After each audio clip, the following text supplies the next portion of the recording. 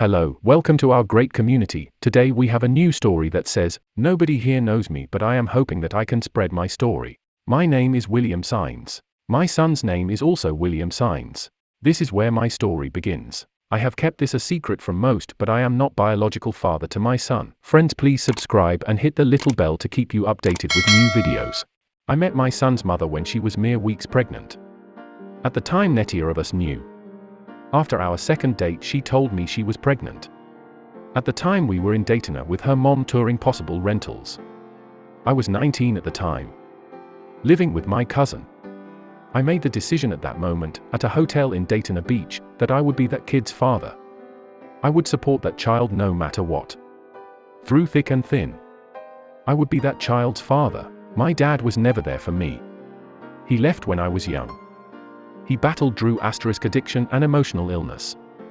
I forgive him now, but can never relive those moments wishing my father was by my side. I vowed that my son would never have to wonder if his dad loved him, if his dad cared for him. My son was born at Daytona Memorial Hospital, and from that day, I would do everything in my power to protect him, to support him, to let him know his dad loves him.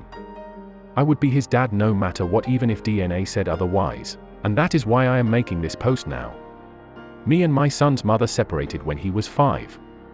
That does not mean I left my son's side. I did everything possible to support my son. When my son's mother pushed me out of our house, I visited every day I had off. When she could no longer support herself, at the time I was living with my uncle for the past few months, the power was about to be turned off at the house my son lived, so I moved back in so that I could work and pay all the bills to keep a normal functioning roof over my son's head. I never left my son's side. He has always known that his daddy loved him. I know that I am not my son's biological father, and I knew that was a conversation that we needed to have when my son was old enough to understand. My son's mother took that from me.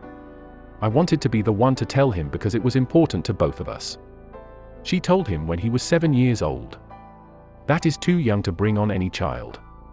But now he had the knowledge that he has 2 dads. Now I know that I am not my son's biological father, but there is no doubt in anyone's heart that I am my son's dad. My son's mother knew this and has used it as a threat to make me satisfy her needs. I have lived under constant fear that if I do not bend to her whims and go out of my way to help her, that she would take son from me, and by law there is nothing I can do to stop her. She has said hurtful things like, "I allow you to play dad, and I let him live with you because he is your emotional support." These things make me realize that she sees our son as a thing get her way in life. As an asset. My son has always lived in the same house as me minus 9 months when I had moved in with my current fiancé. I have had my son living with me primarily for the past 3 years. Up until this summer. At the end of summer, I sent my son to his mother so that she could spend time with him. After a week, she decided that she didn't want to give him back after we had a disagreement. She said she would not bring him back.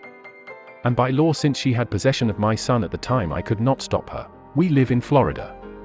She left for Kentucky with plans to buy property out of state with her new husband and with plans to shut me out of our son's life. The last time I seen my son was in July. I got a lawyer. August 1st was the last day she allowed me to speak to my son. I have called son every night at 9 p.m. since this started. She had my son call me August 1st to ask me about the lawyer and why I would do that. My son is 10 years old as of March this year and is behind developmentally because of the trauma and stress of me and my ex's relationship and the constant moving of schools. She had a 10-year-old call to ask his father to drop the case because if I didn't, I would go to jail. She told a 10-year-old that if his dad didn't do what she said, he would go to jail. That was the last day I heard my son's voice. The last thing he asked to do was to play Cuphead on our Nintendo Switch and get caught up so that when the new DLC came out we could play it together when mom lets us hang out again. I told him of course, and that I'd call him the next night at 9 p.m. to get tips on how to beat the B-boss I'm stuck on. I never got to get those tips because his mother has blocked me on all fronts. I come here to Reddit hoping that story can be spread to those that are willing to hear it. The story of a father who wants nothing else but to let his son know how hard he will fight for him. To know that his dad loves him more than anything else in the world. I come to tell my story of unconventional fatherhood. I have paraphrased some aspects, but I promise I am hiding nothing. Any parts that need to be cleared up I will answer. I simply want my son to know that his daddy loves him and will never stop fighting. No matter how bad the odds. Friends, what did you think of this story? Share your opinion in the comments, please subscribe and hit the bell for new videos. Comments. 1. Have you tried asking for advice on legal subreddits?